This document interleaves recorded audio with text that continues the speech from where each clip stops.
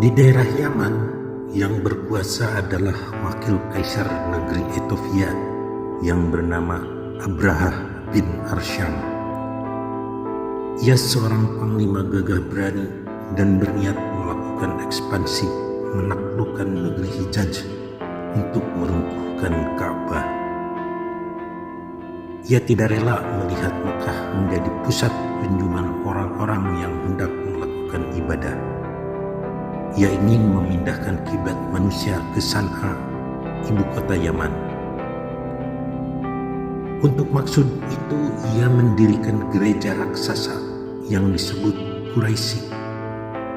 Ke gereja inilah diharapkannya umat manusia melakukan kunjungan ritual, sehingga San'a dapat menjadi pusat keramaian dan perniagaan. Dengan mengerahkan ribuan pasukan kavaleri yang terutama berkendaraan gajah, dilengkapi pasukan infanteri sejumlah 60.000 personil, Abraha berangkat menuju ke Mekah. Ia yakin bakal dapat menghancurkan Ka'bah hingga rata dengan tanah. Sepanjang perjalanan, ia mendapat perlawanan hebat dari penduduk tanah Hijaz, kecuali masyarakat Taif yang mengeluh-elukan kedatangannya dengan penghormatan besar-besaran. Sebelum memasuki pintu gerbang Mekah, Abraha memerintahkan tentaranya untuk berkemah di luar kota. Mereka memanfaatkannya untuk melepaskan lelah sambil memantau dan memata-matai situasi pertahanan negeri Mekah. Guna mencukupi persediaan makanan bagi tentaranya, Abraha merampas binatang-binatang ternak milik rakyat. Di antaranya 400 ekor unta kepunyaan Abdul Muthalib, kakek Nabi Muhammad, yang kedudukannya waktu itu selaku penjaga dan pengelola Ka'bah. Lantas Abraha mengutus salah satu tangan kanannya sebagai kurir kepada Abdul Muthalib guna menyampaikan tantangan berperang agar penduduk Mekah segera menyiapkan angkatan tentaranya buat menghadapi serbuan dahsyat pasukan Abraha.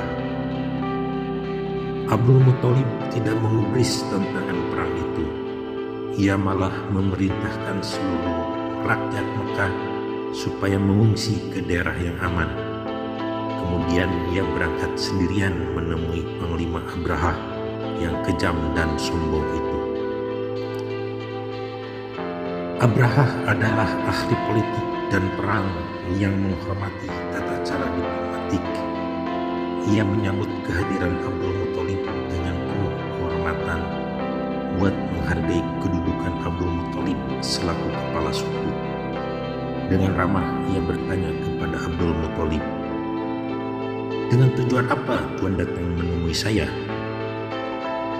Abdul Muthalib langsung menjawab sama ramahnya, "Saya berkunjung kemari untuk meminta kepada Tuan agar mau menyerahkan kembali 400 ekor unta saya yang Tuan rampas."